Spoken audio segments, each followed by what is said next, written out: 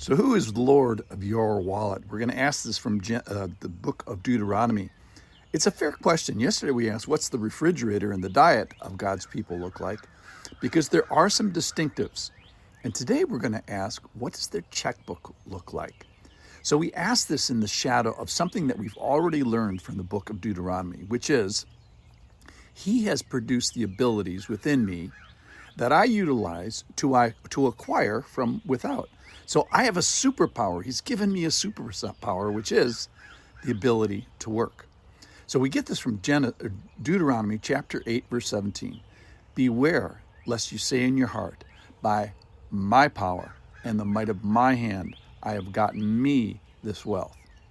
You shall remember the Lord your God, for it is he who gives you power to get wealth, that he may confirm his covenant that he swore to your fathers, as it is to this day. So he's saying, be aware of where your wealth comes from. Do you have a strong back and hands willing to work? Do you have the ability to learn something that's valuable in the marketplace? So God is claiming this real estate in our domain.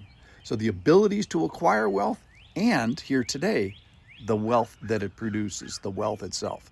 So he's going to say today, I am Lord of the wallet, King of the checkbook, Lord of Venmo, Prince of PayPal, and of the paycheck. So we've asked, how did you get your paycheck? And now, what do we do with it? So this is from Deuteronomy chapter 14. You shall tithe all the yield of your seed that comes from the field year by year. And before the Lord your God, in the place that he will choose to make his name dwell there, you shall eat the tithe of your grain, of your wine and your oil, and the firstborn of your herd and your flock, that you may learn to fear the Lord your God always.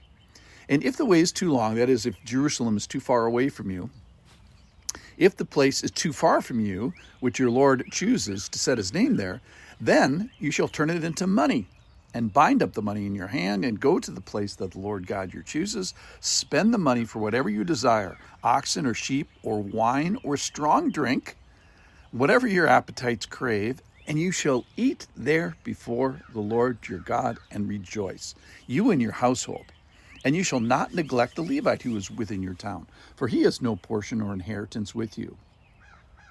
And at the end of every 3 years you shall bring out all the tithe of your produce in the same year and lay it up within your towns. And the Levite, because he has no portion or inheritance with you, and the sojourner and the fatherless, the widow, who are with you in your towns, shall come and eat and be filled, that the Lord your God may bless you in all the work of your hands that you do. So God is laying claim to your ability to work, that's for starters, but here he's laying claim to the earnings themselves, the yield of your seed, the field and effort. And all of it is from the Lord, and all of it is for the Lord. I heard a person say one time, he said, I give 10%, and the other 90% is mine. That's bad theology. Here is more of what he's saying. He's saying, learn to fear the Lord. 100% of your abilities are from him, and 100% of the yield is from him. And then there's the spirit of celebration, of eating and drinking the tithe. So grow in learning to fear the Lord, grow in learning about God. How?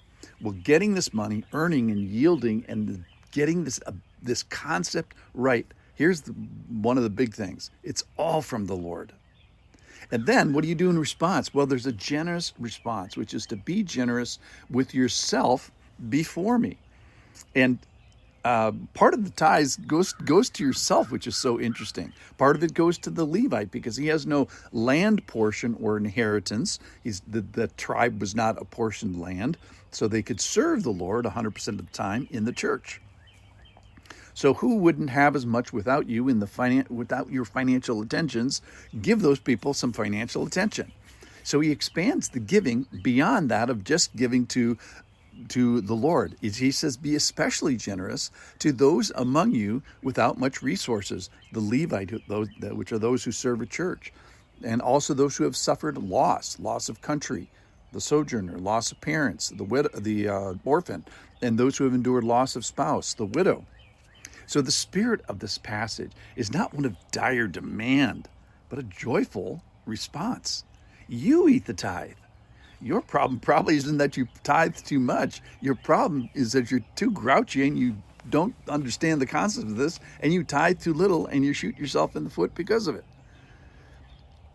To those who have experienced loss, the invitation is come and be filled. To your family, eat and rejoice, and to yourself, and you shall eat there before the Lord your God, and rejoice, you and your household.